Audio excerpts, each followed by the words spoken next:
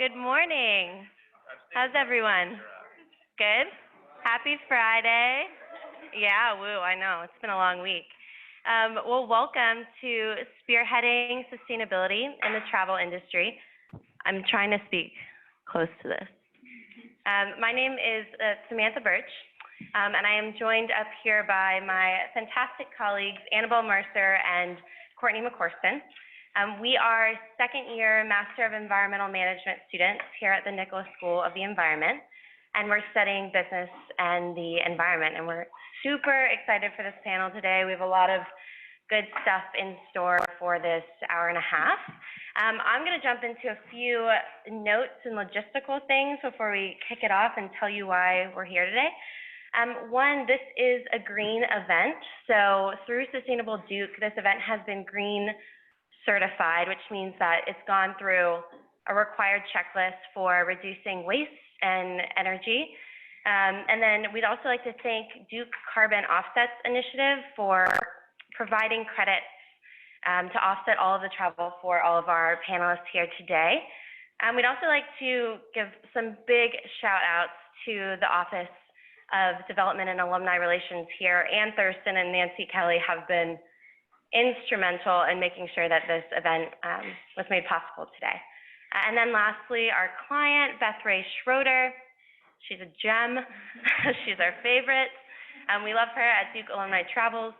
And then one more logistics thing. You're going to see on your tables a number of built-in microphones. We are going to jump into some Q&A in about an hour. And at that point, we're going to go back and forth between all of the individuals who are joining us virtually online and those of you in the room with your questions. So please use that microphone so that those online can hear you. Also start brainstorming some awesome questions to pepper these guys with. With that, I'm going to pass it off to Annabelle to tell you a little bit about why we're here. Yeah. Hello. So our master's project team has been working really closely, as Samantha mentioned, with Beth Ray Schroeder, who's the director of Duke Alumni Travels. She's been an absolutely amazing client. If you guys are unfamiliar, Duke Alumni Travels puts on about 45+ annual trips that are educational travel programs. And they often bring in Duke faculty, such as Jesko, to lead these trips and really provide their wide range of expertise. So in line with Duke University's overarching sustainability goals to become carbon neutral by 2024, our client Beth is leading a transformation in the travel industry to really transform how the industry approaches and views its environmental impact. And so we've been working on this project with Beth for the last year and a half to try to establish three major goals. The first is to establish a baseline understanding of where the travel industry is at right now in regards to sustainability. The second is to create kind of a standardized best practices guide, if we can. And the third is to improve upon marketing and communication strategies to help inform the travelers that are going on these amazing Duke Alumni Travels trips. So I'll give it to Courtney. Yeah, so as part of this project, we're hosting this event to bring together industry leaders, Duke faculty, students, and alumni to spark conversation about sustainable travel and to highlight the best practices within the industry. From this panel, we as students and as travelers will learn how to be a part of this changing movement within the travel world.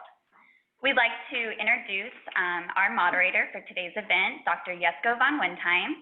He is the Lynn Gorguze-Scott Peters Professor of the Practice of Environmental Entrepreneurship and Innovation.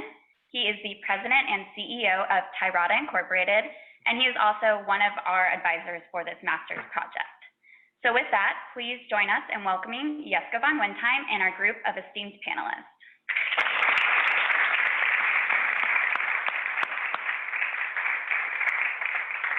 That's awesome. I've actually never heard my entire title actually spoken, so I hope we got that on record. It's wonderful to be here, and you know, one of the things you may ask yourself is, what is a professor of entrepreneurship leading a sustainable travel panel? And any of you who have worked with me or have been in my courses, you'll know that I strongly believe that entrepreneurship is all about chaos. And quite often where you find chaos, you also find entrepreneurship. And this is what interests me actually about sustainable travel. it's an emerging area of not only interest but need. Anybody who's been, looking at the headlines, there's obviously a great concern about the impact of travel in many, many different ways. I know just a month or so ago, I read a headline that said, we're going to have to restrict plane travel in the future. Plane travel in the future will only be for a few elites because we just can't afford to do this the same way anymore. So I believe that there is a significant entrepreneurial opportunity here. So what we're really interested in, is there a potential business model? Not that we necessarily have to answer that question today, but that is a burning question for us at the school. And how do our students fit into such a business model, and how does the school potentially add value in this particular area? And then, most importantly, we always think about, when we think about entrepreneurship, we think about customers and consumers to some extent. How do they fit into this? Certainly, how do the providers in the industry fit into this? So these are all things that we would like to not necessarily answer today, but start to answer today, and perhaps start looking for a path forward here at the Nikolas School to address this. So having said all that, I would like to introduce our panel, and because I'm lazy maybe, I'm going to let them introduce themselves. So perhaps starting, John, with you here, if you could give us a brief background and why you're here today. Thanks. And can you all hear me fine? Yeah. I'm delighted to be here. I came to the topic of sustainable travel accidentally in a course that began as a marine biologist and grantee of the National Geographic Society, later becoming a filmmaker at National Geographic, and finally an administrator, supporting grants to explorers and conservationists around the world. And that was a 25-year career that included coming to Duke to do a workshop for young explorers about 12 years ago. In fact, National Geographic supported 60 different faculty and students at the time we came down and did that workshop. So long-standing relationship to Duke, but I didn't have at that time any inkling that I might be coming back here to talk about sustainable travel. What happened was I worked with conservationists around the world. I got to oversee a Center for Sustainable Destinations at National Geographic, which worked with our Traveler magazine and our trips that we offered to elevate this dialogue. And that was some 10 years ago. It was a good run, and I realized that among all the things that I could do in conservation in my later career, that travel was the opportunity, as Jesko intimated, where you could really make a difference in the way people affected the planet. And that wasn't just the environmental side, but it includes the empowerment of people, the benefit of working locally and supporting locally as a traveler. And we'll talk about that today. But in fact, Duke, because of your interdisciplinary program here, it seemed to me, in talking with Beth, and we met about a year ago, that there was an opportunity to grow this academic force that's required to pull people together on one of the biggest industries on the planet, the travel industry. So I'm here to raise that flag, to work with Jesko, and to get to talk with my colleagues here, and hopefully to inspire you to make a difference on this frontier. Great, thank you. Thank you, John. I'm also thrilled to be here at World Wildlife Fund. We have 15 to 20 alumni from the School of the Environment from here, and it's really some of our best people. So I'm thrilled to be here. This is my first time on campus. My name is Karl Egloff. I'm the director of the Travel and Conservation Program at World Wildlife Fund. I grew up outside of Anchorage, Alaska, in a little town, and then I went to Montana State. And I think coming out of a school like Montana State, people had mostly traditional career paths. There was education, engineering, nursing, things like that. I think people didn't really think, or I surely never thought I could have a career in travel. I got a degree in teaching, and then I realized I needed to do something this summer, so I got into being a tour guide and managing travel programs all over the world, thinking that you know, by 30, I got to grow up and find a real career. And I've just been so grateful and lucky that I landed at World Wildlife Fund in Washington, D.C., and have been able to pursue a career in sustainable travel. Our little department at World Wildlife Fund, though, is only a staff of 4, sometimes 5 people, and we're split into 2 parts. One is to manage the donor and member travel program, which is the majority of my workload, and the other side is the conservation travel program, and that's largely working with the private sector in helping their products become more sustainable. Some of the largest clients in the private sector relationship side is with Royal Caribbean and some of the larger hotel chains.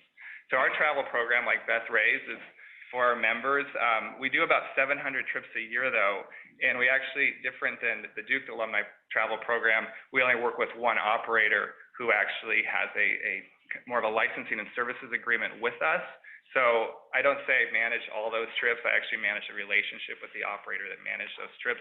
And the operator is called Natural Habitat Adventures, and I might refer to them as NatHab throughout the course of the question. Thank you. Great. Thank you, Rhea. Hi, everyone. My name is Rhea, and I work with the Planeterra Foundation based in Toronto, Canada. And we're the nonprofit partner of the travel company G Adventures. Just to give you a bit of background, I actually started in international development. That's what I studied. That's what I worked in for a few years. I was living in Pakistan, working on women's empowerment, later in Cambodia, and I happened upon the travel industry very much as a catalyst to do what I did. Even better, because we had a market and we had people that want to spend their money, and they want to spend their money sustainably. So I have an amazing job now. I have the best job. I get to actually create and find those community enterprises that are integrated into G Adventures tours. So they send about 200,000 travelers around the world every year. So I have a pretty big market base to work with to find nonprofits, social enterprises, and really get them a business to grow and make social impact through tourism. So it's great to be here today and represent that social side of sustainable tourism as well. Thank you, Rhea. Jason.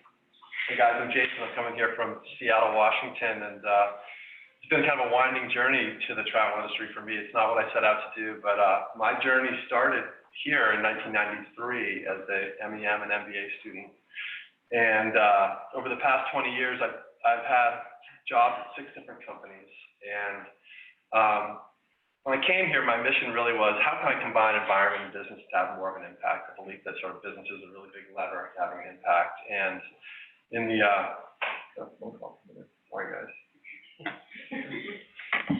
You might wonder how I know that. I have a hearing aid that told me that. So yeah, combining business and environment. And when I left Duke, I sort of got into sort of more traditional new product development, and I've had jobs at 6 companies doing that. But I have managed to find my way back to environment and business through a couple of those, and I'll tell you about those. The first one was in 2005, I started a company called Carbon Rally, which is an online game. It's kind of like fantasy football, fantasy sports, but it was really focused on getting teams to compete to see who can save the most amount of energy. And we had churches and colleges and enterprises competing on this platform. At this time, 2005 was kind of boom days for environmental marketing and environment and sustainability with Al Gore, and it was at that time 13% of magazine ads were making some sort of environmental claim. It was really a time when companies were positioning themselves as environmental. So we started this platform. We got sponsors like eBay and Intel and New York Times and NBC Sports sponsoring these challenges every week on this platform, and we had people from around the world competing. It was pretty cool. And so I did that for a couple of years, and then 2008 hit, which was a terrible time for startups and also a terrible time for the environment, actually, because a lot of attention went away from environment and to more pressing needs like feeding your family and getting a job. And so in 2008, I had to move on from Carbon Rally. And then in 2010, I started another venture, which is travel and environment related, called Trover, which is another startup we raised capital for in Seattle. And this is a platform that people use to share their favorite places around the world. So it's a lot like Instagram, and that people take pictures of things that they like, a surf spot, a hiking trail, a restaurant, and they share it on this platform, and other people can see it when they're walking through the area. And worked on that for about 5 years, and that was also a really nice way to combine sort of business love for the environment, love for the world, and trying to champion experiences outside, and combine that with business. And so 2016, we sold that company to Expedia, and now that's where I am today. I've been there for 3 years, still managing Trover, but sort of as a side project that's becoming more of a front project, I'm actually getting more familiar with how Expedia is managing sustainability practices and policies and strategies. And it's not my day job, but I've started to understand who the stakeholders are and how they're doing things, and I'm trying to have more and more of an influence on that. And so who knows, this job at Expedia may actually be my third real connection between business and environment. And I'll share what I'm seeing from Expedia today. I don't represent Expedia's sustainability programs, but I'm sort of a mole inside Expedia. What's going on there? So I'm excited to share that with you, and I'm just really glad to be here. I'm super inspired by everybody and students and Wonderful, wonderful. What's really nice about this is the diverse viewpoints that we can have around this particular issue. And what I want to start with for the panel is a pretty simple question. Actually, I have here in front of me the World Tourism Organization's definition of sustainable travel, and I'm not going to read it to you because it's too long. But I would be very interested in your perspectives of what sustainable tourism means to you, and perhaps we can a little bit into a discussion about that as we move forward. So, Rhea, maybe starting with, if I'm not putting you on the spot. Yeah, of course. So sustainable tourism, to me, I guess one of the main things that I'm thinking about because of where I sit is the social side. How are people impacting your culture? Are you leaving the country worse off or better or the same than before you visited? And it all comes down to the people and the planet. How are you impacting it? And like, maybe you guys can riff off of that. John, any thoughts on your end? Yeah, you find there are all kinds of names emerging. You know, people say it's sustainable tourism isn't quite right because you don't want to sustain, you want to improve. More recently, impact tourism has become a words of choice. I started at Geographic with something called geotourism, which was a leap off of eco pretending to look after most of nature, but geo looking at a broader fabric, and it's a lot like what Rhea was referencing. So you have tourism that can impact the environment, but you can also look at the aesthetics, the culture, the financial viability of a community, the value of place and everything that it means, and authenticity. So this notion that was central in our promotions had to do with maintaining the place and all that's in it through the power of tourism. Great. I mean, there's other terms too. We talk about, we could say conservation travel, World Wildlife Fund, responsible travel, and I think a lot of the traveling market has gotten confused by it. I think ecotourism even started as a preference of the way people want to travel, which we might call nature travel now. You know, they wanted to just be with wildlife and in nature. It wasn't really a set of standards, and so I think sustainable travel is most universally accepted now. It's what we usually how to refer to it. But when we talk about it, we always talk about the three-legged stool, the three pillars, the triple bottom line, and you'll hear this probably throughout the discussion, and that's looking after the economic needs, social, cultural, and also the environmental needs. And I think the fourth part of it too is a management plan incorporating all three. Any thoughts from you, Jason? On yeah, sure. When I first started thinking about this, the really front and center was really climate change. And I really equated sustainable travel with how we're going to deal with the CO2 associated with it. But as I poked more deeply into it at Expedia, there's a whole other piece of it that Expedia is really concerned about, which is the destinations that we serve and the problems of over-tourism. That our supply is essentially the world, and we're sending people to various places in the world. And as the environment changes, some of those destinations are going to be impacted. And as over-tourism is impacting those places, it's also going to affect our supply. So we really think about long-term for Expedia, a need to protect these places that people go, in addition to the bigger issue around CO2. And I would just add that Expedia, it's really, there's a lot of tension around sustainable travel. Expedia is a very mission-driven company. So a huge belief that travel can change the world in terms of bringing people together bringing cultures together, creating champions. When you bring somebody out into the world, out into the environment, you're creating champions, that people that believe in the destinations that they go. So we really believe travel is great, and we want people to travel more because we think it does so many great things for society. But we also recognize that there's a really dirty side, an ugly side to travel, with tourism accounting for about 8% of greenhouse gases. Expedia sells tens of millions of flights every year, and so we have this tension. We want people to travel, but we recognize that something has to be done around over-tourism and plane flights, and so we're tackling that. And it's interesting watching the organization try to deal with those two forces. Yeah, you mentioned, and I wish I had a pen. I was taking notes here because I would learn so much and more by writing it down. But one thing that did jump out at me, you said, I think your definition was leaving a place better than when you leave it, to leave it in a better state than when you arrived. Did I hear that? I mean, I'm an optimist at heart. Okay, all right. And if there is an opportunity that you can spend your tourism dollars in a way that really can make a country better, or a place or location, then why not try? Yeah. It's actually a lovely way to think about it, and it's something I can keep in my mind as we do our travels, our tourism travels. One thing in talking yesterday, and even as we speak here, that caught my attention is we're talking about tourism almost exclusively. I travel primarily for business. I always feel guilty because of all the airline travels that I do.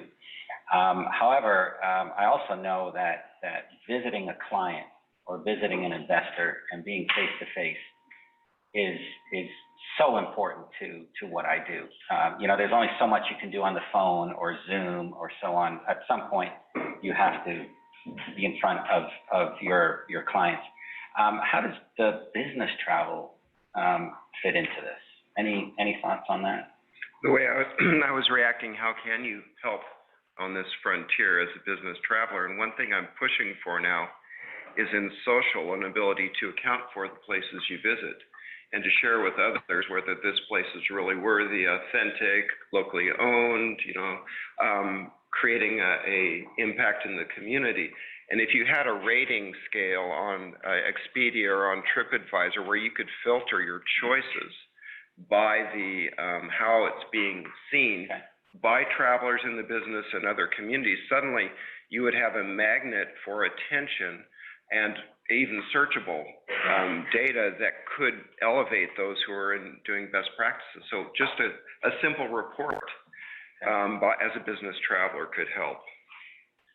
Yeah, we're seeing some demand for this kind of information too at Expedia, and we've done, it's small, but we're starting to enable our customers to be able to filter hotels based on their ratings, their environmental ratings. So there's definitely an emerging need for this kind of information, John, and that travelers are starting to look for it. And I think the more that travelers demand it, it's really Expedia is always going to try to serve the customer. So if the customer wants this, we'll find a way to get that kind of information. And we take, we get reviews from, I think 30 or 40% of our hotel stays have reviews associated with them from some customers that have been there. So if they could start answering some of those questions around, were there a lot of disposable things in this room? What kind of lighting was there? There's probably some simple check boxes that we could collect that would enable people to start to draw some conclusions about. Yeah, and you could actually have data mining occur from those comments, and hot words could come up in different regions and associated with different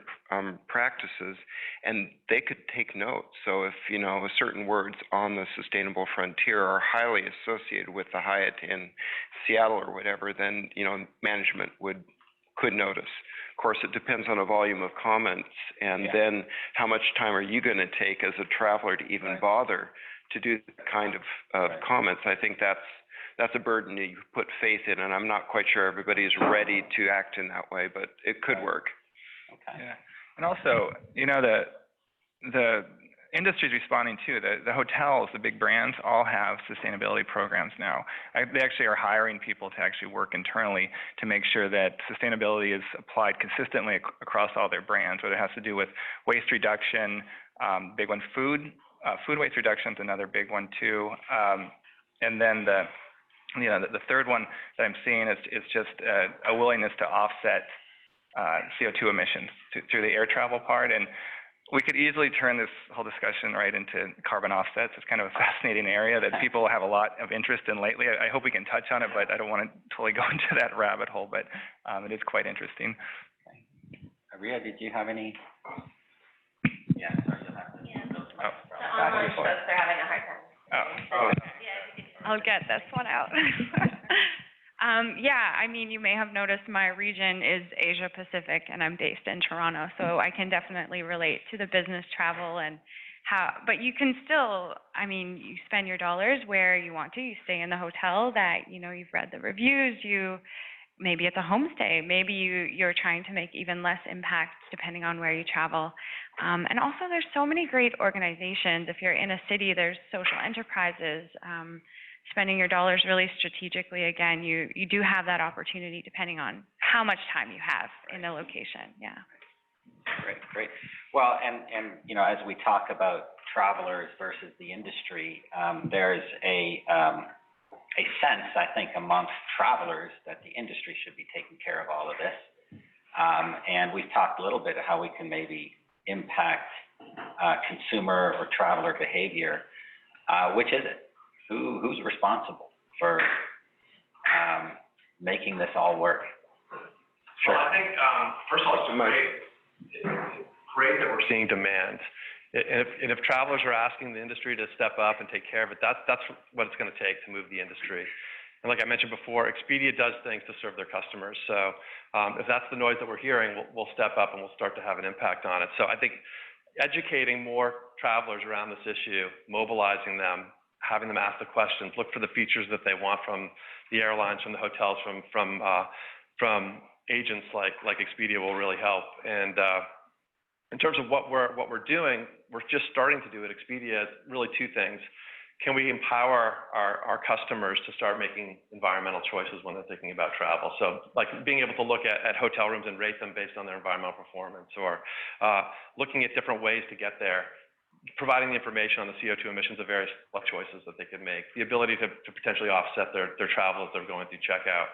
These are all things that are going to come to fruition as the customers are asking for it. So if there's demand, we're going to be there to try to step up. And also, I think, you know, for certain brands, it's a really great opportunity to secure a leadership position. And I think as the millennials become more and more driven by these issues, some of the brands are going to step up and they're going to become recognized sort of as representing the cutting edge of sustainable travel. So we really need to educate the consumers, and all of us here can do what we can to educate consumers so they start demanding these kinds of things. And the responsibility will, you know, the companies that want to take the opportunity will respond. And so whether it's consumers or where the responsibility lies, the businesses will respond, I think, yeah. Yeah, I mean, the answer is both, and the consumers have to drive it, but ultimately, I think it's the industry's responsibility. An example I have is that at Natural Habitat Adventures, they, for years, they were the first to do it. They offset all the land portion of all the trips. They do the carbon offset. They calculate and just add it into the trip cost, and they gave the option to offset the international flight. They actually calculated it, and you just say, yes, I want to do it, and I will add it to my invoice, and that's it. And it could be in the $80, $90 for a big flight trip to Africa or Asia. Obviously, a lot less if it's more nearby. Less than 10% opted in, even though we made it that easy. But now that Natural Habitat Adventures is now including the international air, and everybody loves it. You know, everybody's happy they do it. They feel good about traveling with us because of that. But when they had the option to do it, they didn't do it. Yeah. So that's why I think the industry has to go in and just build it in. Yeah. And I agree, though, it adds value to that product or that travel program. 10% is not small. That's a real number. Yeah, so I agree, top down, bottom up, but top down makes it a lot easier, right? And you know, the tragedy of the commons is that, you know, if people aren't agreeing to act in a certain way, it's less likely to happen. And it reminds me of something Isaac and I were talking about this morning regarding New Zealand. A friend of mine is trying to move New Zealand to require that every flight that comes in and leaves New Zealand has baked into it an offset payment. So the country itself as a destination and an actor on the international scale becomes a promoter of what should be part of our mentality. Yeah, and just going off that too, I think the why really needs to be clear for the travel operator too, if they're promoting and, you know, making available really sustainable options. Why are they doing it, and how does the traveler, the consumer, actually do it well and understand it? So one thing that G Adventures has done and recently is released these really cute little videos of, you know, how do you interact with children really responsibly on a trip? How do you, if you're seeing animals in the wild, do you touch them? No, you do not, but why? So being really clear in the most simple language, not everyone is an environmentalist, not everyone travels so that they can save the world or, you know, make it a better place, but they can, and if we can make it super, super easy, make it almost a no-brainer. You can go on these 2 different trips. One, it's really clear that you're going to make a good impact. The other one, it's kind of gray. Why would the consumer choose the other? Well, we've started to talk about, you know, the supply and demand side of this. And of course, at the end of the day, there has to be a business case. We talked a little bit, I think, about triple bottom line, carbon offsets. At the end of the day, you know, what are the economics? I can understand kind of the emotional side of it. I likely would start to opt into, you know, the $90 if I'm flying once around the world or whatever it is, right, to make myself feel better. But what are the economics of this that are gonna make it really work, right? Because if the economics work, then everything else will fall in place. Any thoughts on that? Go ahead. Yeah. Sure. I mean, a lot of things that are happening at Expedia today, we don't really measure them the way we probably should. We're just doing them because they feel like the right things to do. And there's some pretty obvious benefits.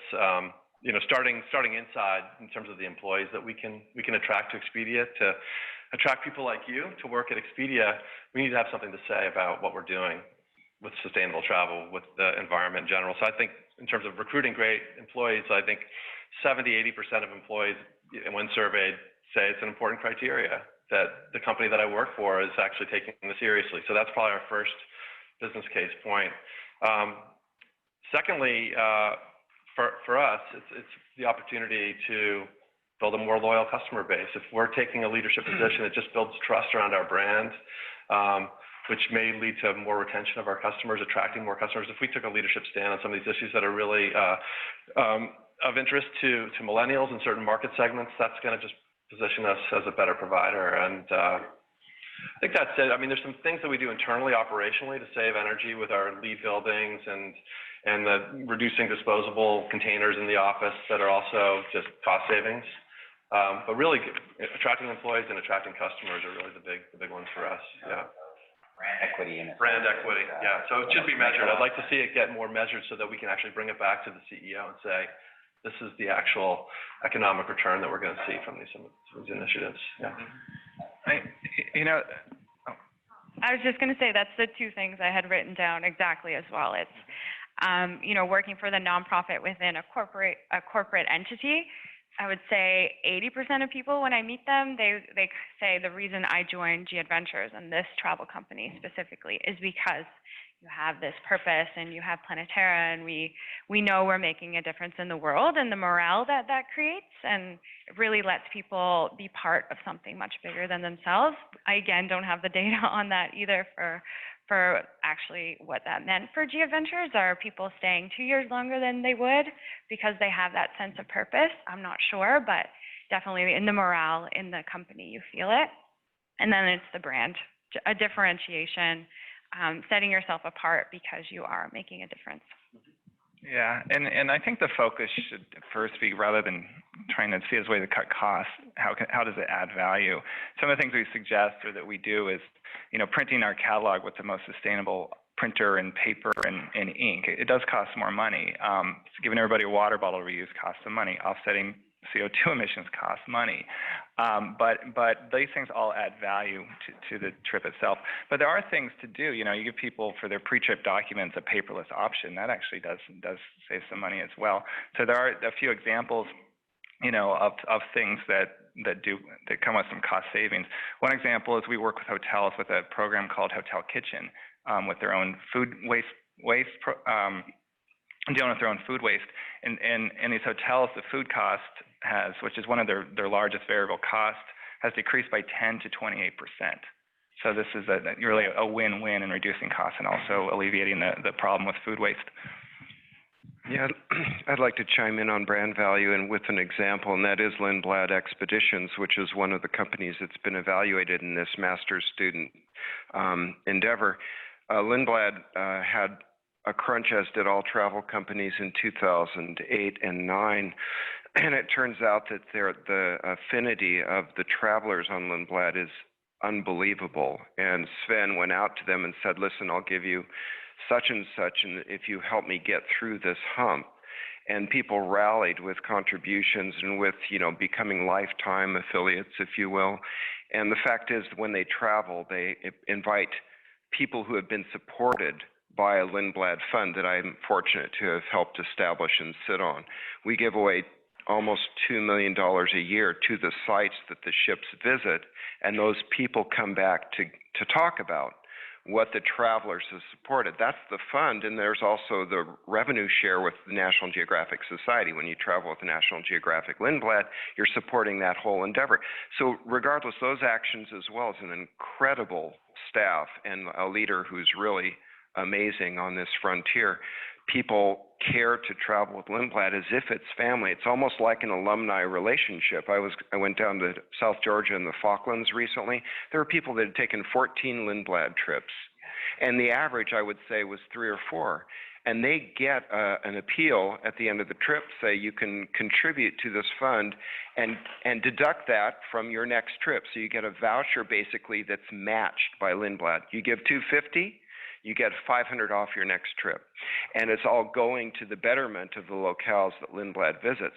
That creates a demand for traveling with purpose and a joy in giving to the sites that you've come to love. Yeah, that's, for myself, I'm a tech entrepreneur. I'm used to building new widgets or that make something happen. But, it's well known that some of the greatest startups that we have are based on new business models. And I would say this is one area that is incredibly exciting to think about and to do customer discovery. And so those of you, the students who are out there who are interested in entrepreneurship, I would say this is one area that I would be thinking very strongly about. And of course, business models are much cheaper to pursue, new business models, than necessarily building some new widget, which always costs a lot more money investment to get started. So this is something that you all may want to think about more in the future. And I certainly hope, as we move forward, I'm not sure if you're aware, but most of you maybe are aware that we do master's projects within the Nikolas School. And as I think what this team has done is they've really set the platform to maybe do more work on business models and true entrepreneurship in this area in the future. So very, very exciting. Moving forward from your perspective, what are your organizational challenges to really make this work? Are they, well, I'll let you speak to that. What is this easy? Is your organization, ready to rock and roll and do this, or are there challenges for you that you perceive? There's a lot of challenges. I think for us, and I mentioned that tension at Expedia, then it's just prioritization across so many stakeholders. There's so many dimensions to this problem, that we talked about already. It's kind of laid it all out on the table over the past 20 minutes. So I think for us, just figuring out where to invest is probably one of the biggest challenges. Employees, our operations, our platform that serves travelers and suppliers. So I think it's just navigating and kind of prioritizing where to invest is probably the most daunting thing, giving us a framework for how to understand this issue. I think that's a start. In terms of action, I really, just to riff a little bit off the master's projects, the more evidence and data that we have that describe true customer demand for this is really going to move things. And so surveys say, I want to travel more sustainably. I want to work at a sustainable, office. I want to, if given a choice, I take the more sustainable option.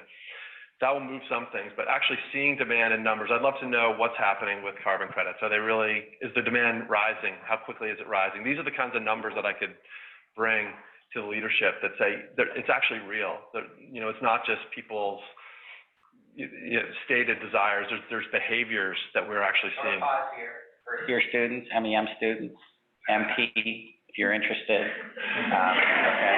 Yeah, I'd love to. This is how we like to do it, right? Yeah, absolutely. So a challenge for us is always everything is really driven by, is there demand? Is there a business opportunity? And so really getting a firm grasp on how big that opportunity is so that we can start to build solutions. There's so many things to prioritize in our business and so many optimizations that are happening across all of the experiences that we bring to our customers. To get something like some of these kinds of opportunities above the line just requires a lot of data on, really realizing the demand and showing that this is a climbing demand. And I think it's happening. I mean, I think flight shame is real. I think people are feeling anxious. I want to see the numbers that show that they are actually making decisions. Yeah. So data.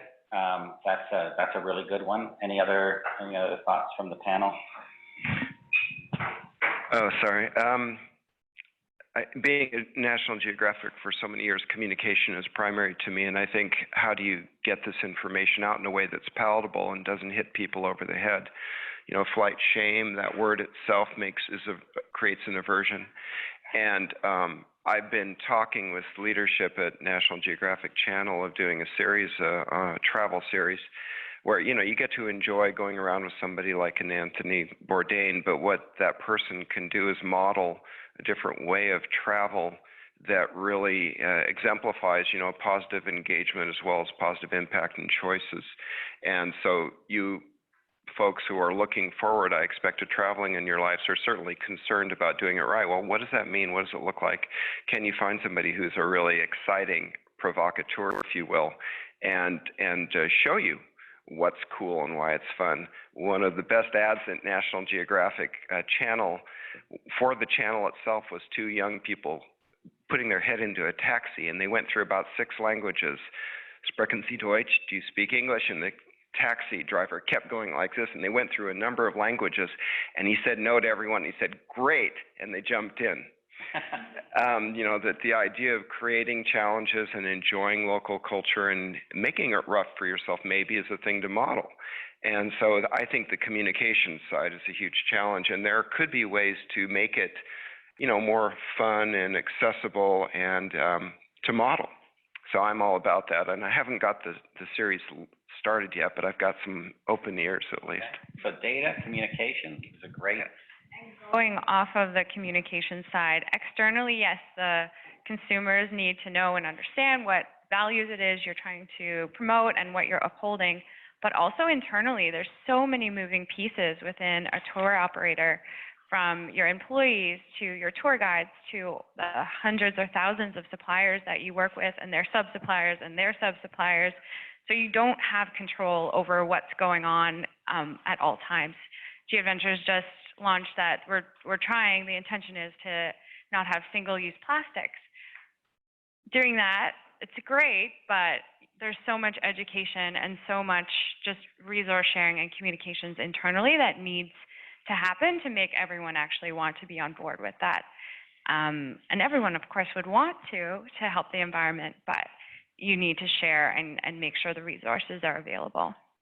And a very tangible challenge that we're working with right now, Planeterra is obviously very socially focused, and so G-Adventures, when they were looking and saying, there's a million different ways we can do sustainable travel, what do we want to start with? Do you start with social? Do you start with carbon offsetting? Do you start with plastics? Social was the number one. It was the side that they were most passionate about. But right now we're looking into carbon offsetting and really trying to figure out where to start. Do you offer it so that the traveler can buy into it? Do you naturally pay for, offsetting all your operations and calculating how much that would cost? Or you know, looking at each of the options and calculating and seeing what is viable and what is the right business choice and the right environmental choice and balancing that. So no answer on that one yet. You know, the challenge I'm seeing probably the last year and a half, and it is a positive thing though, is that travelers are more aware. I think the National Geographic issue on plastic with the straw, the sea turtle's nose, and just, you know, we're in a sea of plastic out there in the Pacific, literally in some places. People are learning more about CO2 emissions. We're talking a lot about over-tourism, and so we work in the travel industry. I'm dependent on people continuing to travel, so I have to be ready to respond to people's concerns, with the flight shaming, and that's mostly in Europe now. People are choosing not to travel because they think it's bad, and travel is a carbon-heavy industry, so we just have to be ready to respond and say, is this a threat or an opportunity? We strongly believe that this is a great opportunity. If you look at the amount of employment and revenue that travel provides throughout the world, especially in developing countries, it's very important that we keep traveling, but it's very important that we travel right and consider these ways to reduce waste and reduce CO2 first, and also then offset when we need to. Just want to make a quick comment. One of my favorite innovations that I have seen in the past years from one of our faculty, Kurt Richardson, who has come up with this concept of a carbon farm. And you kind of think, what could that possibly be? Well, he's discovered that there are areas in North Carolina where there's peat, and peat sequesters carbon so much better than any other forest or anything else. And so that you can sequester a lot of carbon in this one spot relative to doing anything else. And that may be an area, when you think carbon offsets, quite often we just think of going out and purchasing them. But this idea of investing in carbon farms, I thought was so cool. And I don't think Kurt's here today, but it's something, I've talked about that idea many times with people since then.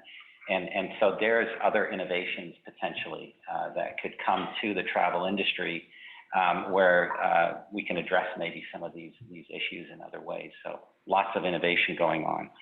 Yeah, I just want to add, you know, we will talk about offsets more and more because it is really fascinating, because we're kind of with the demand, and I think there is a demand for offsets. It's really one of the few ways to address, at least today, the air travel issue. That there is, I think there's just going to be a really booming demand for things like that. And, you know, and the offsets are getting, you know, with the standard bodies that are now certifying them, I think they're actually becoming a legit play. And people are choosing to tax themselves on things that they're doing, and those tax dollars are going to go to projects like that. The interesting thing on carbon offsets is they're, at least I feel, very confusing to the layperson. When I first came to the Nikolas School, it took me a long time to figure out what the heck a carbon offset was. And so what I really loved about this idea of a carbon farm is, okay, it's a physical farm. You know, I understand peat, I get all that. And yes, I could see investing in that to sequester carbon. So, and this maybe comes back to the communication issue, right? If you can communicate offsets in a very visceral way, and in theory, people can go visit and see what's going on, that would be very, very interesting. And I think, in fact, the travel industry could have a huge impact in that area. So I'm putting a big plug in here for Kurt, but it's an idea that I just love. Yes, please. I'm thinking about farming social change. So just to twist it a bit, the idea of enabling people that are local to follow a path that helps their community is a great gift that can be lasting. In the Andes, in the Sacred Valley near Cusco, there's a woman named Nilda Kalanyalpa who received a grant from National Geographic's Conservation Trust about 12 years ago, and she has grown in a resurgent capacity. There are now 300 weavers employed in this region in 12 different sites. Tourists visit this central locale where she talks about local and traditional customs, and you can buy for, you know, $200 a really beautiful runner that you bring home and tell people about the Cusco traditions. And she has become a star for our trips because not only can they go and see a tangible part of this community, but they know by purchasing their products, they can get their photo taken with the weavers. I mean, it's just amazing that they are giving back and enabling celebration of something that could be strip mauled over if, or maybe was dying because of a lack of attention. So that whole idea of farming, if you will, for the benefits does go beyond, well beyond carbon, but you have to find the key places to put your energies and resources. Well, and it's something that the travel industry can do better than anybody else, is bring people there, right? So that's very good. We're going to move to outside questions shortly, right? But before we do that, we have one other burning question here at the Nikolas School, and is how can higher education help you? How can the students help you? How can the Nikolas School and how can Nikolas faculty help you in achieving some of these goals and overcoming some of these challenges? And maybe we'll start, John, with you, since you're a big driver behind it. Well, you know, my desire is that the biggest voices possible get behind this industry, if you will, this effort to shift the way people view their role in the world. So I see, I have a colleague who already has a couple of great projects for Nikolas master's students, and I know there are plenty more. And the question is who will be interested and able to start carrying the load and thinking creatively about the challenge of grappling with a very complicated field of tourism. But if it's, you know, 10% of our international GDP, it's a big deal. And you guys could be helpful in finding solutions. So the questions and the demand, I think, are there. And it's more a matter of getting you all in capacities where you can contribute. Some classes here, a certificate program, or something as a startup, and greater connectivity around the different schools around the topic of travel, having case studies arise in the business school or in social policy classes could really contribute to a fabric that would make Duke the leading institution in solving this challenge and leveraging a really important industry. Any other thoughts from the panel on that? Yeah, in terms of conservation and international development, travel is essential. I'll go to Brown Bags at World Wildlife Fund, and they might talk about wildlife in Namibia, but then the whole conversation is about safari tourism, you know, and how that supports the wildlife. So it's very involved. You know, in terms of careers, you know, where are the careers in travel? I went to grad school and studied sustainable tourism, and I thought I'd work for the World Bank or USAID. And when I got out, there was no jobs there. So I got back into affinity travel and group travel. But where I'm seeing jobs now is these hotel chains hiring people to work in sustainability, and it's very exciting. I was just on a Royal Caribbean cruise with family, and they actually have two, they call them environmental officers. It's just people that are looking after the sustainability and responsibility of the cruise itself. So there's a lot of opportunities in there, but I think everybody needs to understand it's just travel is so ingrained into conservation and international development.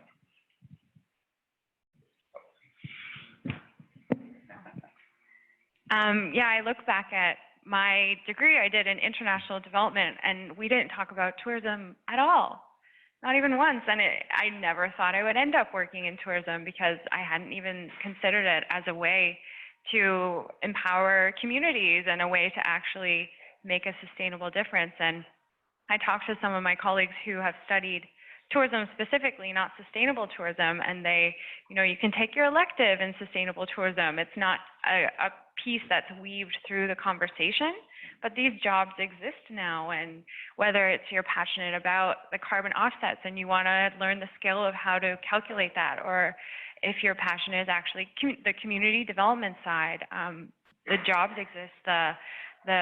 I mean, it's going to grow more and more as tourism is growing, and we need to do something. The more that this school, I mean, you're having these conversations, so I think you're in the right place. Yeah, the way that you weave sustainability into tourism or travel into the conversations you're having about sustainability is just going to set everyone up for success. And yeah, it's really exciting actually, looking into this room. The observations that I've had sort of in Expedia and even some other companies that I've worked with, if you want to work in sort of the corporate environment or the business side, a huge gap in opportunity is really around marketing. The ability to tell stories, it's a way to supercharge all your knowledge. If you can package it in a way that people can understand, we talked about this a lot sort of on the panel today, is that consumers don't really understand what all this means. And so being able to take the data and the knowledge and the case studies and really packaging it in a way, I mean, John, you're an expert at this in some of the media that you've created over the years. This is really a huge lever that you can add to your sort of toolbox, is just the ability to understand who's listening to your story and building a story that's sort of data rich. And you know, marketers in general can do this, but they don't have necessarily the knowledge of the issues. These are complicated issues that require, you know, understanding of ecosystems and a range of different kinds of sort of data sources. Being able to tell a good story, you know, take a marketing class if you can, understand what that process is, because that's really going to supercharge what you can do. And so that would be the one that I would highlight as sort of a layer to put on top of what you do if you're that kind of person, is think about marketing and storytelling, because these are complicated things to understand, and making them really compelling requires that. Yeah. You're warming my heart. When I joined the Nikolas School, you know, we had to prioritize in terms of what we can teach students, and at the very top of my list is teaching a marketing course. And we have actually a marketing course here that is taught by myself and a gentleman who is a marketing communications expert in the outside world. And I really feel that piece of it, what I like to tell students is, you know, marketing is a multiplier to your career, right? So whatever you can achieve with your domain knowledge, if you can do good marketing, you can, you know, multiply that and do better. So thank you for that plug right there. I think we were going to go to some questions from the audience, and from, I think you're also looking, you already have some online. So what I want to do at this point is open it up to questions from the audience. Don't be shy. And you've got this amazing panel in front of you who, you know, you've got an opportunity to ask your question to, so please do so. Please use the mic on the table. Yes, please, go ahead. What role have airline companies played in this conversation, and what can they be doing better to work with individual companies or individual consumers? Airline companies. I think there's some. If you just take the mic. Yeah, thank you. I think there's a lot of pressure on the airlines because they're front and center on the flight-based GHG emissions. And I think there's a couple. I think I might be speaking out of line, but I think Qantas and KLM have taken a leadership role in making offsets more available, sort of setting the standard for some of the others. There may be others that I'm not aware of. So I think, you know, I think they're under the most pressure across the sort of supply chain of travel. So I think they're probably going to respond. Beyond that, I can't speak to any other initiatives that they're putting forward right now. But I think that there's going to be pressure on them. Yeah. I have one of my hats is a board member of Sustainable Travel International, and United Airlines is one of our clients. National Geographic bakes offsets into their private jet trips, which is a good thing. But yeah, I think there's a lot more opportunity to have travel that's branded. In Costa Rica, there's a local, I can't remember the name, leader, local organization, Domestic Air, that was offset before anybody, basically. So, but, you know, smaller is easier. When you start getting into the big players, it's piecemeal. You know, I think we actually have someone at World Wildlife Fund with our climate team that just focuses on the aviation industry, and I'm always fascinated to talk to him. And I asked, like, who's doing a good job so far, and recognizing the technology is not there to reduce as much as we should. It's not like we can just buy remove our fleet of gas-powered vehicles and replace it with electric. Electric aviation planes, there's a long ways to go. I think there's a company out of the Pacific Northwest trying to do it, but But he had said JetBlue does a pretty good job of communicating what they're doing and doing the offsets. Also, they're talking a lot about bio-aviation fuel too, which is kind of an interesting one because when they grow the product, it sequesters the carbon at the same time. It's kind of a lot to get my head around, but there's also some issues with growing crops for fuel. I think they're talking about using algae as well. I even said like, well, why not just tax the fuel? That makes the most, it's right at the source. And they just said, politically, you have a long ways to go before that's going to happen because you're dealing with several different countries that have, but Europe in a way is leading the way in steps to actually just offsetting the fuel right at the source, and then we could not have to worry about all of it. Thank you. We've got another question here from Beth. I just wanted to add that Delta has partnered with the university in a first-of-its-kind partnership to offset carbon emissions by planting trees in the Raleigh-Durham area and offsetting emissions for scholars traveling. Okay. Great. Thank you. Yes, question or comment? Yeah, actually, I run a startup called Urban Offsets that partnered with Duke and Delta on that exact project. And it was interesting that the project itself was founded on I think a Nikolas School of Environment master's program about redlining in Durham. And so we wanted to address the tree inequality in the town as well as help Delta Airlines offset its emissions. And one of the things that I found interesting during the panel is there's no discussion necessarily on what's called scope overlap, right? Duke University is, they're counting the emission as well as Delta Airlines. It's double dipping, it's double paying into it. So we found this way of getting both partners, Duke and Delta, to essentially pay 50%, right, share the cost, and have Delta Airlines offset Duke's travels. And we looked at it afterwards, and getting data on projects is difficult. So what we were able to find is that there was a 3% increase in flights on Delta Airlines from Duke University within 90 days after the program was released. But it's not an A equals B sort of situation. More data needs to come into it. But we saw anecdotally that there was choices made by Duke University students who said, look, we've got a carbon neutral partner. I'm going to choose them instead of one of the other ones. We saw cannibalization of numbers from the other airlines. But yeah, it was a really interesting project. There's just a lot of ways that you can look at financially sustaining these projects by looking at the overlap between who's actually offsetting. Great. Well, thank you. Thank you. Just a quick comment. Tracking these credits, now in the last years, there's been some discussions. I've been involved with using Bitcoin as a way to uniquely account for actions of this sort, which is energy intensive and problematic for me from a number of ways. But the whole notion, if you had a cheap device that people could even trade that recognizes these payments or actions, that to me would be a very helpful gift, because right now people don't have a way of representing themselves as having done this good work in a way that might even be transferable and grow a market. So I find that to be an interesting area of discourse, and I don't even know if you folks at the school here are even talking about that, but I'm still a student, but hopeful there can be a way to track in a way that's faithful and accurate. Yeah, I actually think that that's a very rich area of entrepreneurship. I have worked with a number of students who've tried to think of this in different ways.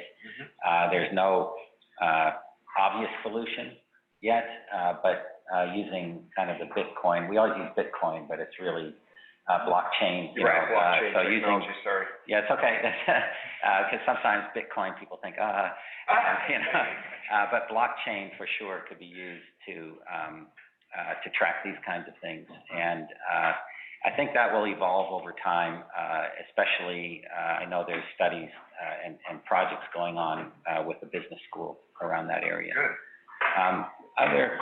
We have a question here from the... Yeah, I'm representing people online. So Karl, you mentioned that a lot of times it's important that travel not only you consider the cost, but also the value that's generated from these trips. So someone online asked, what are the different ways that you can quantify the value a project adds, especially if it might incur significant costs? And do you have an example? And this can go to any of the panelists. It was just that Karl had initially mentioned, the value component. So you're asking for an example of some of the things we've done with sustainable travel? Absolutely. How do you quantify the value of them? You know, I like how do you measure? You know, I think the reason why we talk about carbon offsets is because it's measurable. We pay it and we say we have the exact numbers. And so we had this, you know, kind of anticipating this question, like, well, how do you measure how sustainable your travel program is, or if you have targets, how do you know when you reach them? And what I really thought is looking at how much money is left in the destination, actually paying attention, not just the country, but in the local community. And also it's a question you should ask, a tour operator should just ask on their valuation. You know, was your trip sustainable? Do you feel like it, you know, agree or disagree? And I think that's something that if you're consistent with a question, you can measure, and hopefully you would see an increase as well in how people respond to that question. You know, I think that, you know, I'm trying to just, our target market with our travel program is probably mid-60s. You know, they're the baby boomers. I feel they're bucket oriented. You know, they work so hard and saved, and now they said it's time to travel. And we've been, as marketers in travel, have been saying, well, you need to see this, you need to see this species in Machu Picchu and the Great Wall. And so they're going after those opportunities. I think that the next generation of travelers that are retiring, which might be my generation, which I don't know what I am actually, I forget, maybe an X or something, but I think we want different experiences. I don't think we're going to be as bucket list focused. I don't think we're going to want trips that are, you know, I think something like all-inclusive is going to turn us off, because I want to use my phone and an app now to find something that's recommended on Yelp or TripAdvisor, and have that flexibility and the freedom, and have more of give myself more of an authentic experience. Any other comments on that? Okay. I think it's a tough one. I think one way to look at it is just looking at what's going on with over-tourism and looking at the density of travel and travel days, and if we can do some time shifting so that we don't see so much travel concentrated on a small destination. Maybe sort of a travel density per day or something like that. Because one thing we're really conscious of is over tourism, and I think it is measurable. So you can try to see how successful we are at sort of shifting demand to other similar destinations that aren't as heavily impacted, and sort of understanding how well we're doing that. Also just time shifting, sort of density of travel days in these sensitive destinations would be an area to look at. I agree. I think that's the best strategy. You know, it's really, and in terms of the destination, I remember the first time I went to see polar bears in Churchill, probably 8 or 9 years ago. The Churchill, Manitoba had one 5-week tourist season. Everybody came to see the bears, and people did not embrace tourism. They said, nobody cares about us the 11 months of the year. Natural Habitat Adventures has worked with them to create products with their amazing northern lights, and then they have a summer wildlife, mostly beluga season. And as a result, people have almost year-round income through tourism, and I really feel like they value tourism more. I mean, they actually incentivizes them to protect their natural and cultural assets, because they don't see it as just this very concentrated 4-week window anymore. So it's a very, you know, a very good example of how spreading people out throughout a year can really have a large impact. Speaking to the projects, Planeterra has 85 community partners around the world right now. So they're nonprofits or rural communities that have come together to create, you know, organizations that we have a tourism experience with. So we do impact surveys every year with them, so we can know how many jobs have been created, how many micro enterprises are supported, farmers who are growing the quinoa that go to the restaurant that the travelers go to. That part we can measure, which is great. So we know how many thousands of jobs are created and sustained because of a partnership through tourism. What we can't measure really, unfortunately, is how that affects the bottom line of the travel company that we integrate these partners into. Maybe something to figure out here for a project, because it is such a small part of a big tour. The correlation, it's hard to really know how that impacts that side. Great. I thought those were excellent answers, especially this idea, you know, community involvement, time shifting, very interesting. Thank you. Other questions from the yes, please. Hi, I'm Jason Elliott. I'm the Assistant Director for Sustainability here at Duke, and at a previous iteration worked at the Duke Carbon Offsets Initiative. So my mind is spinning with all types of questions, but the one that I picked, we spent most of today focusing on what to do if you do travel, but not why do we not travel. So how are we limiting in terms of the reduction of us actually going, the questions we need to ask ourselves. How do you encourage people, understanding you all work for companies that make money based on people traveling, but how do you reduce your use to begin with?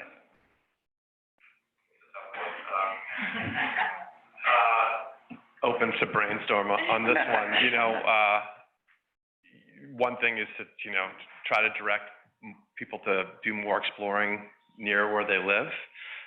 The notion of sort of weekend adventures and really marketing and promoting those. Another idea is to reduce the frequency of travel. So rather than taking 2 one-week trips, take 1 2-week-long trip, so that you're only flying one round trip. There's a couple of strategies like that. For Expedia, hotels are really our bread and butter. So and flights are less so. So for us, actually, it makes a lot of sense to promote longer stays. Longer stays, fewer longer stays is one way to kind of shift towards less frequent air travel. There's probably a lot of other ideas. Not an easy problem though. Yeah, even, you know, World Wildlife Fund is global. We have network offices all over the world, and some of the European offices have taken the position of saying, you know, first don't travel. You know, if I lived in Europe and there's so many things I could see locally, I'd probably do so. And they have much better rail and boat and ship infrastructure than we do in the United States. So we have a little bit more of a challenge. I do think it's great to travel locally, but I read something. There's an acronym called Flight Nerd, and it's just by choosing a different way of flying can make a difference. And the N is newer aircraft. Newer aircrafts are 30% more efficient. E is obviously fly economy. R is regular planes, very small planes and very large planes like 4-engine aircraft are less efficient. So regular means like regular size planes. And then the D is direct. You know, and it's logical. We do this anyways, but really choose direct flights versus multi-stops because it's less miles. And then aircraft use a lot more fuel in actually the landing and the takeoff than their flight, the actual flight. So you want to limit the amount of times that it is taking off. That's great. I don't know. I'm a nerd, but I don't know if in that way. The thing I think about with this question has to do with how you are a local citizen. So for me, travel is a wedge opportunity to think about how you're a consumer and what your impact is. So, you know, going around your community and looking for great opportunities to engage and to learn is something people don't think about immediately. When they have travel time, they tend to think about going somewhere on your list maybe.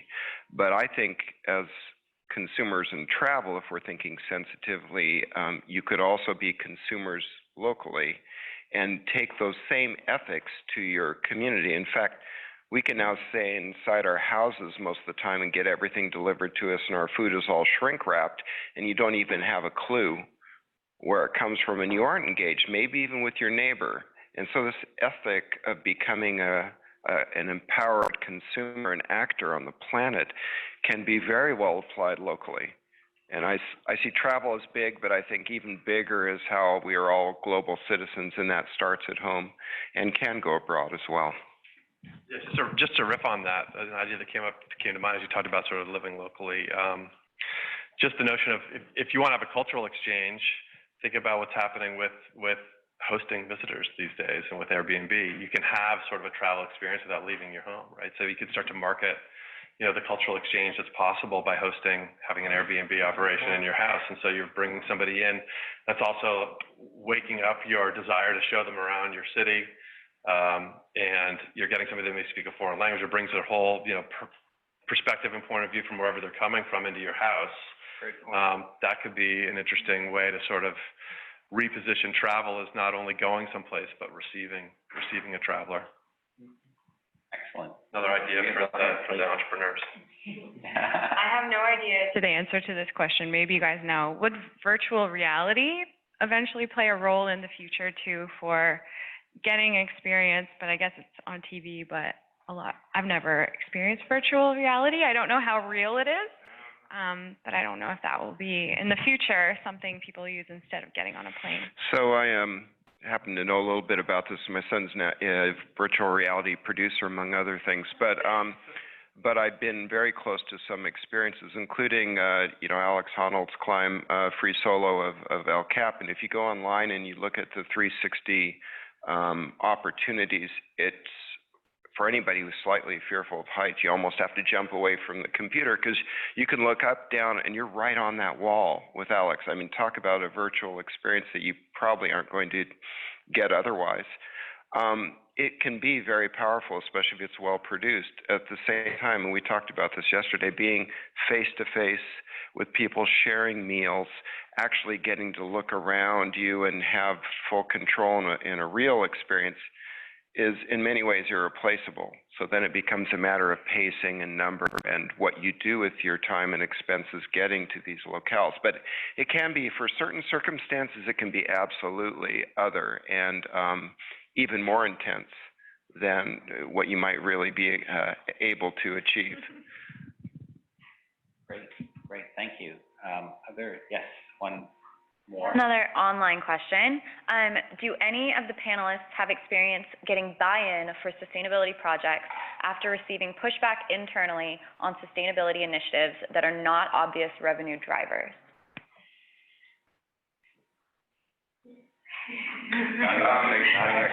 Well, I had in 2000, I got to oversee what was called the Conservation Initiative at National Geographic.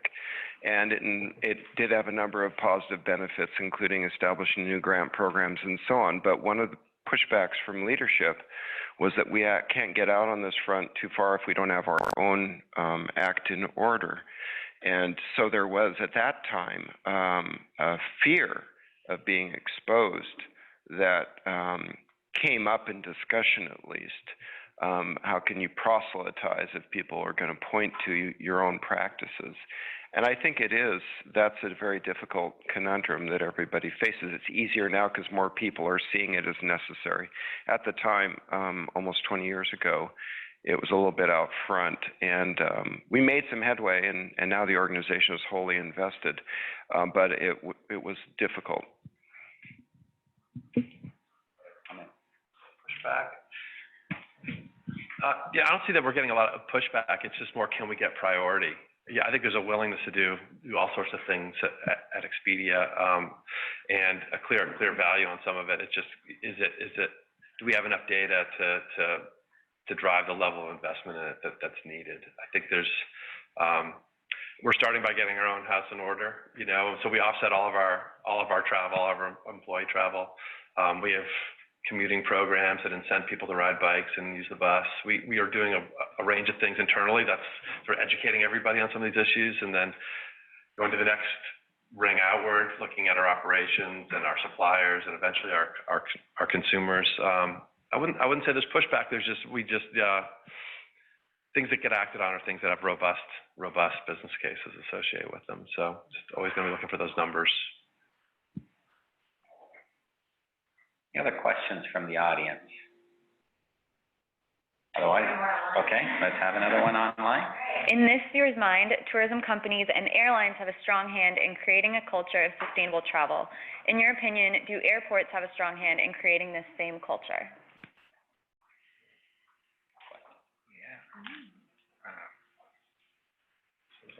Yeah, I mean, it's a really cool question, and I think it's rather than airports, I think it's more the public sector. The cities, the government's making policies that often run the airports. I think some airports are privately run and some are run by municipalities, but new airports that are coming online, being built, they really strive to be as sustainable as they can be, and you see the LEED certification.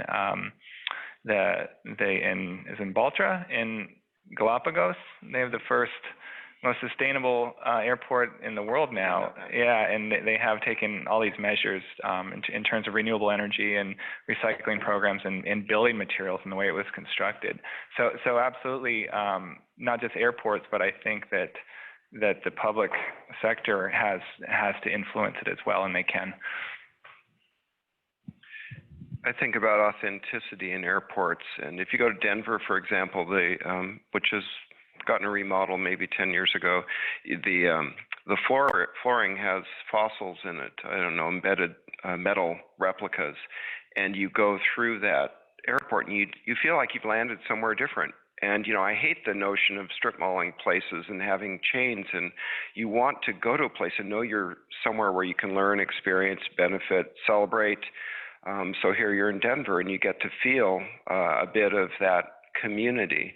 And more and more, I think airports have wonderful art displays, local art is on display, and think about the amount of time you spend in airports, which, can be oppressive, but with the right thought to representing and giving opportunities to celebrate, you get to this notion of destinations creating a strong sense of place and celebrating their locals, and even that goes to food too, and having local diners and places that are Denver.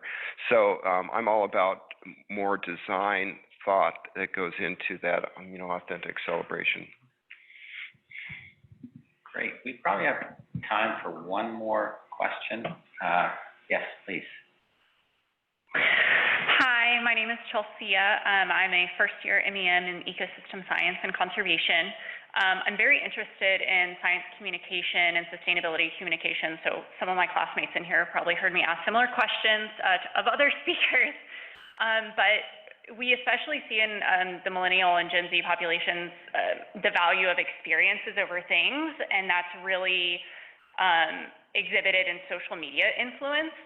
And that's not always done with a sustainable lens. So I guess my question is kind of, in your opinion, what has been the net impact of social media influencers on sustainable travel?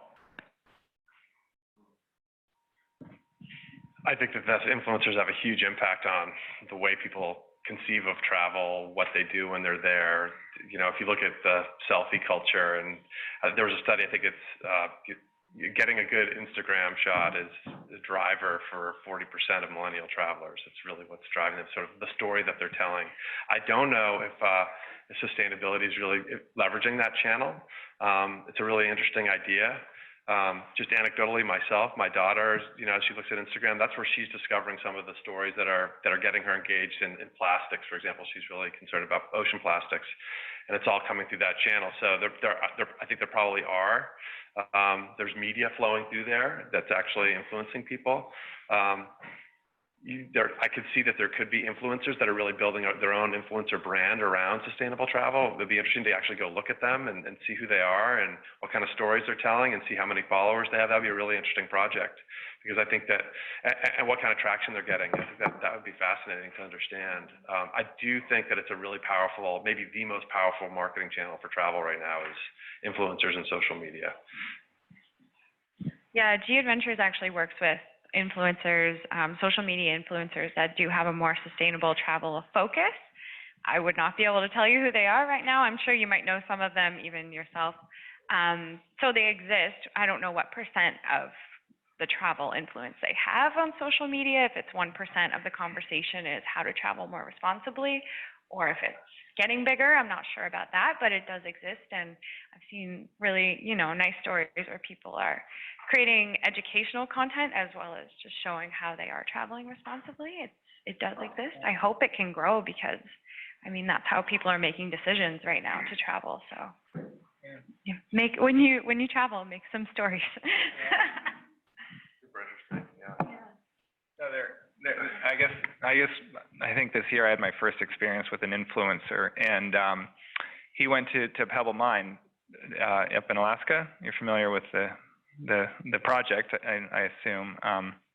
happy to talk about it. I'm very opposed to it, but it's right in the heart of Katmai National Park, you know, and amazing sockeye salmon runs and grizzly bear viewing.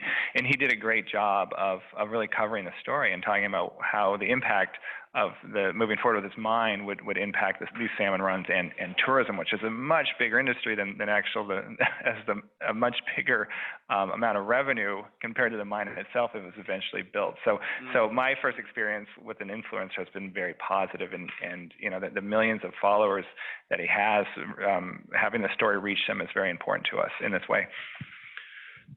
I have a couple touch points. One is Sustainable Travel International has created a new group called Travel Better, and you can go online and take a test and become part of the community and share your experiences. And that's a growing interest, but from a smaller platform, if you will, with less name recognition.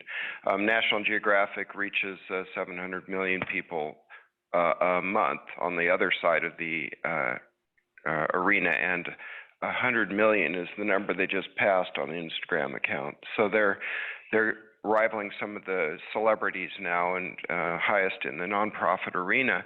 It's populated by 110, 150 of our best photographers. So the reasons people go to, get, follow National Geographic is because it's really quality images. And then the question is, well, how much can I get or anybody get National Geographic to make it travel sustainable type imagery and commentary through these very large pipes? And the magazine now is adopting a section soon to be seen on travel in replacing our Traveler magazine, which has been eclipsed for want of subscriptions. So within National Geographic magazine, there's going to be a travel section, and hopefully that, along with the Instagram and others, will begin pushing this even harder.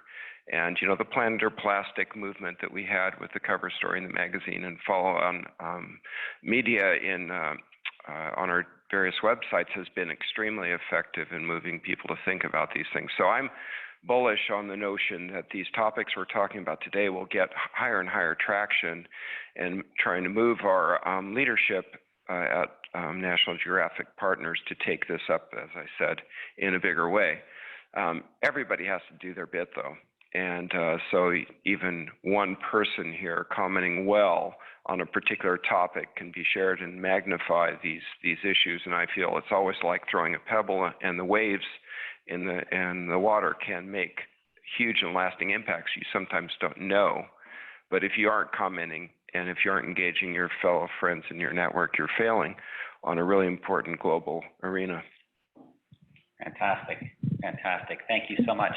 I just want to, maybe one last comment before we thank our panelists and move on to, I guess, a networking event. As an entrepreneur, I'm always looking for an actionable path forward. And over the last 24 hours, I start to think about what can Duke do, what can our students do. And we have efforts here at Duke that cut across the entire university. There's an energy initiative, there's an entrepreneurship initiative, and maybe it's time to think about a sustainable travel initiative. And as we think about that, the action path becomes clear, right? How do you build something like that within the university? Who are the stakeholders who you have to bring to the table? How do you raise money for it? And who are the people who might be involved in something like that? How can it be integrated into education? All of those things would need to be answered, but those are clear questions that are all answerable. And I'm hoping the panel here will perhaps, beyond the great job you've done here today, is help us to think this through and to see if something like that is feasible here at the university. But in closing, I really want to thank you on behalf of all the people who put this together for coming here, spending time with us, and really doing a great job. Thank you.